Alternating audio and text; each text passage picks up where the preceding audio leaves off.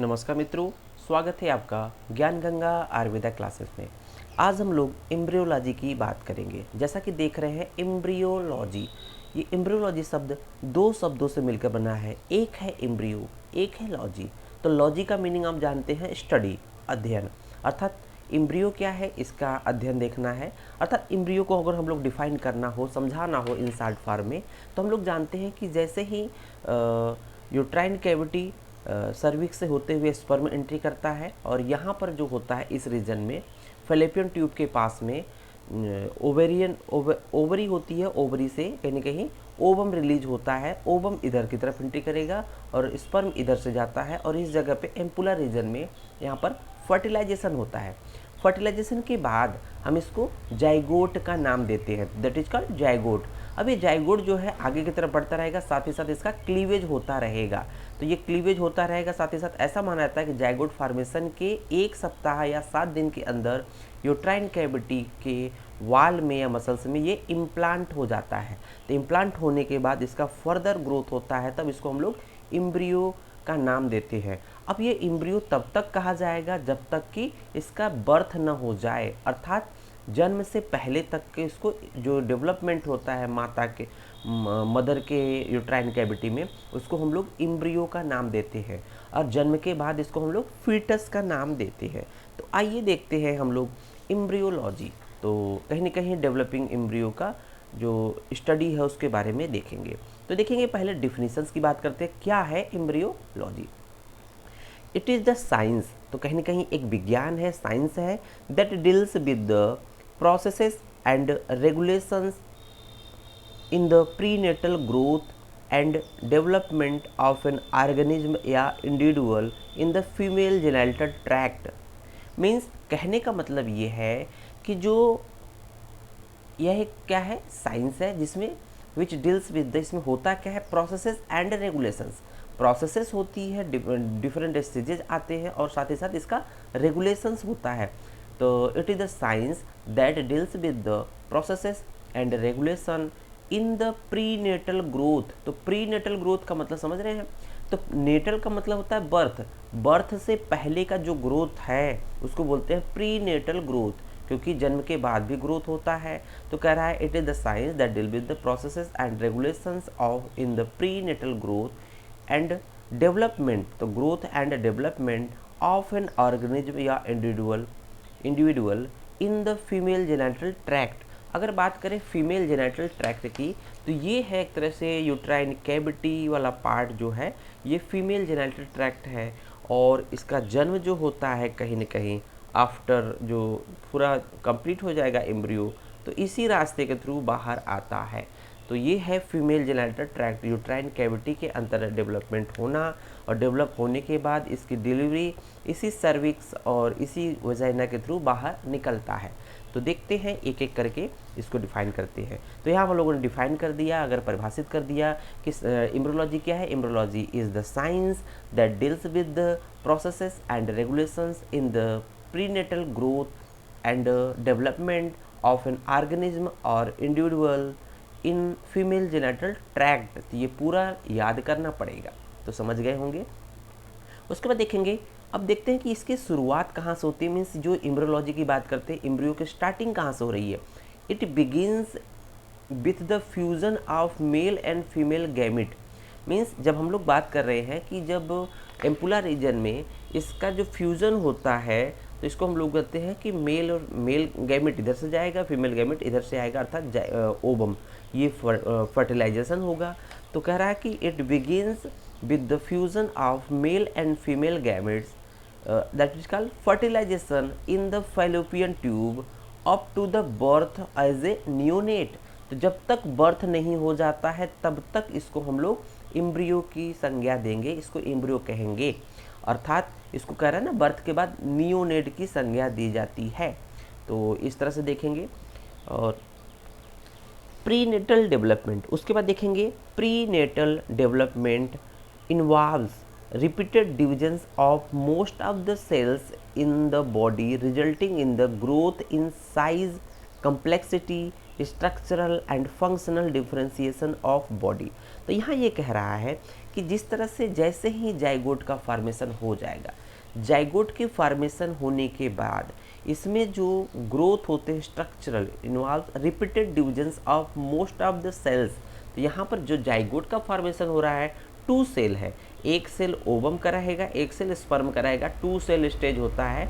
फिर इसके बाद रिपीटेड डिविजन्स होता है, यहाँ पर क्लीवेज होता है, that is called cleavage. Repeated division होता है तो 2 सेल से 4 सेल, 4 सेल से 8 सेल, 8 सेल से 16, 16 से 32, 32 से 64, 64 से 128। तो इस तरह से ये फर्दर डेवलपमेंट होता है। यहाँ कह रहा है repeated divisions of most of the cells in the body resulting in the growth in the size, complexity, structural and functional differentiation of body। तो यहाँ पर ऐसा कह रहा है। फिर देखेंगे embryology include study of starting integrations of various complex molecular, cellular and structural process that are accountable for the growth and development of a 9-month-old neonate containing 5 to 7 into 10 के power 12 cells from the single celled zygote। कहने का मतलब जब single cell zygote का formation होता है उसके बाद 9 मंथ कंप्लीट डेवलपमेंट होता है, मीन्स जन्म से पहले तक इसमें जो नंबर ऑफ सेल्स होते हैं लगभग और लगभग 5 to 7 into 10 के power 12 cell from single cell zygote. It is also called developmental anatomy. तो कहीं ना कहीं एम्ब्रियोलॉजी को हम लोग डेवलपमेंटल एनाटमी भी कहते हैं, क्योंकि यहाँ पर कंप्लीटली जो जाइगोट होता है या एम्ब्रियो होता है उसके डेवलपमेंट की बात हम लोग करते हैं। तो कहीं ना कहीं हम लोग एम्ब्रियोलॉजी की डिफिनेशन देखने के बाद अब आते हैं सब डिविजन्स ऑफ एम्ब्रियोलॉजी, अर्थात एम्ब्रियोलॉजी की कितनी ब्रांचेज हैं। अब देखते हैं जनरल एम्ब्रियोलॉजी, जो पहली ब्रांच है एम्ब्रियोलॉजी की, that is called general embryology. तो इसमें क्या क्या चीज़ें होती है? It is the study of development during pre embryonic and embryonic period. Means जो प्री एम्ब्रियोनिक और एम्ब्रियोनिक पीरियड का जो ड्यूरेशन होता है फर्स्ट 8 वीक्स आफ्टर फर्टिलाइजेशन। तो हम लोग कह रहे हैं कि ये यहाँ पर जो जनरल एम्ब्रियोलॉजी के अंतर्गत हम लोग क्या स्टडी करते हैं? Development during pre embryonic and embryonic period. तो ये कह रहा है कि प्री एम्ब्रियोनिक और एम्ब्रियोनिक पीरियड को समझना जरूरी है। तो प्री एम्ब्रियोनिक कहने कहीं इसका इम्प्लांटेशन के बाद हम लोग इसको एम्ब्रियो का रूप दे रहे हैं। तो कहने कहीं इम्प्लांटेशन और उससे पहले, इम्प्लांटेशन से पहले जो जाइगोट था इसका ट्रांसफ़र यहाँ हुआ 1 सप्ताह या 7 दिन 5 दिन जो समय लगता है, यहाँ पर इसको हम बोलते हैं प्री एम्ब्रियोनिक पीरियड। तो देखते हैं pre embryonic period and embryonic period. Embryonic period को हम लोगों ने first 8 week after fertilisation, means fertilisation के जो है फर्स्ट 8 वीक नाम दिए हैं। फिर देखेंगे ड्यूरिंग दिस पीरियड, मीन्स इस पीरियड के दौरान the single celled zygote is converted by cell multiplication, migration and reorganization into a miniature form of an individual with various organs and organ system of the body। तो यहाँ पर देखेंगे दूसरा जो इसका तरह से ब्रांच है एम्ब्रियोलॉजी की वो है सिस्टेमिक एम्ब्रियोलॉजी। तो जैसा कि नाम है, नाम में ही उसका मीनिंग छिपा हुआ है, सिस्टेमिक अर्थात डिफरेंट सिस्टम, बॉडी सिस्टम की बात करेंगे। तो यहाँ पर अलग अलग डिपार्टमेंट या विभाग की बात करेंगे, जैसे रिस्पायरेटरी सिस्टम हो गया, मस्कुलर सिस्टम हो गया, स्केलेटल सिस्टम हो गया, कार्डियक सिस्टम हो गया, तो जो भी यूरिनरी सिस्टम हो गया। तो ये जो भी प्रक्रिया है या जो भी सिस्टम्स हैं बॉडी में, कहीं ना कहीं इसको हम लोग सिस्टेमिक एम्ब्रियोलॉजी के अंतर्गत पढ़ते हैं। देखेंगे it is detailed study of formation of primordia. तो हम लोग प्राइमोर्डिया की बात आगे करेंगे।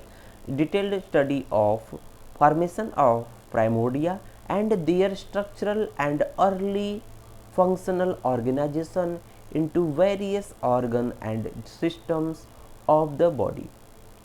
It is further subdivided into development of cardiovascular system, digestive system, urinary system, genital system etc। तो इस तरह से हम लोग देखते हैं कि सिस्टेमिक एम्ब्रियोलॉजी में डिफरेंट टाइप के जो सिस्टम्स होते हैं उनकी स्टडी करते हैं वन बाय वन सेपरेटली।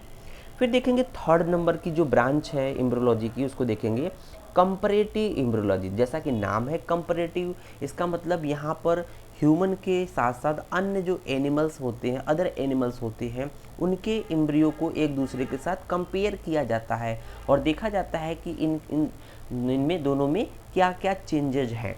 तो यहाँ देखेंगे comparative embryology, it is the study of embryo in different species of animal. तो क्लियर कट कर रहा है कि study of embryo in different species of animal, तो डिफरेंट एनिमल की जो स्पीसीज हैं उसमें आपस में कंपेयर किया जाता है। मीन्स जो ग्रोथ होता है एम्ब्रियो का उसको चेंज देखा जाता है कि पर्टिकुलर किस एनिमल के स्पीसीज में क्या चेंजेज आया है या क्या क्या चेंजेस डिफरेंशिएशन होता है एक दूसरे के जो एम्ब्रियो ग्रोथ में। फिर देखेंगे फोर्थ नंबर पे एक्सपेरिमेंटल एम्ब्रियोलॉजी। तो एक्सपेरिमेंटल एम्ब्रियोलॉजी कहीं ना कहीं हम लोग जो देखते हैं कि जो हम लोग जो दवाएं खाते हैं मार्केट में जो अवेलेबल है जो फार्मेसी से, वो दवाओं का ट्रायल होता है। तो बोलते हैं ना कि अभी ट्रायल में है। तो ट्रायल के लिए क्या होते हैं, जो छोटे छोटे जानवर होते हैं जो लैब में जो जानवर होते हैं, एनिमल्स होते हैं छोटे छोटे, उन पे एक तरह से एक्सपेरिमेंट या ट्रायल किया जाता है कि जब देखा जाता है कि ये उन पे कोई प्रभाव नहीं पड़ रहा है, जब छोटे एनिमल है उन पे कोई प्रभाव नहीं पड़ रहा है, तो हम मनुष्य पर भी कोई प्रभाव नहीं पड़ेगा। अगर उसको मार्केट में उतार दिया जाएगा विदाउट ट्रायल, तो एक से एक गंभीर बीमारियाँ हम लोग के शरीर में हो जाएगी। इसलिए इसकी एक अलग ब्रांच है एक्सपेरिमेंटल एम्ब्रियोलॉजी। पढ़ के देखते हैं। It is for understanding the effects of certain drugs. देख रहे हैं सर्टेन ड्रग्स के इफेक्ट को देखने के लिए किया जाता है। Environmental changes that are induced और एक्सपोजर टू रेडिएशन और stress on the growth and development of embryos and foetuses of lower animal. Lower animal के जो फीटस होते हैं उन पे एक तरह से एक्सपेरिमेंट किया जाता है। The knowledge gained from these experiments can be used for avoiding the harmful effect in the human development. It is vigorous and promising branch of embryology. तो ये एक बहुत ही बड़ा एम्ब्रियोलॉजी की ब्रांच है जो कि मेडिसिन फील्ड से रिलेटेड है, जिसका उपयोग मनुष्य करते हैं और उसका डायरेक्ट प्रभाव हम लोग पे नहीं पड़ता है। फिर नेक्स्ट देखेंगे ब्रांच, तो यहाँ देखेंगे biochemical and molecular aspect in embryology. तो कह रहा है बायोकेमिकल एंड मॉलिक्यूलर एस्पेक्ट से क्लियर कट है कि biochemical and molecular means chromosome, gene, sequencing and regulations की बारे में बात करेंगे। तो यहाँ पर जेनेटिक्स से संबंधित हम लोग जो एम्ब्रियोलॉजी पढ़ते हैं तो वहाँ पर biochemical molecular aspect in embryology की बात कर रहे हैं।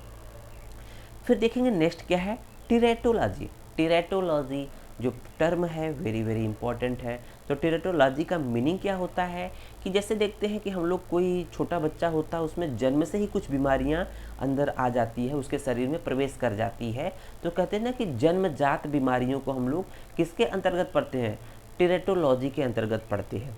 तो जन्मजात बीमारियां कहीं ना कहीं टेरेटोलॉजी के अंतर्गत पढ़ी जाती है। तो this is the branch of embryology that deals with the abnormal embryonic and fetal development. तो abnormal embryonic and fetal development, that is congenital abnormality और birth defect। तो congenital का मतलब होता है since birth। कोई अगर एम्ब्रियो में या फिटस में बच्चे में जन्म के साथ ही डिफेक्ट आया है, उसको बीमारी उत्पन्न हुई है, तो उसको हम लोग टेरेटोलॉजी के अंतर्गत पढ़ते हैं या उसको हम लोग स्टडी टेरेटोलॉजी के अंतर्गत करते हैं। धन्यवाद।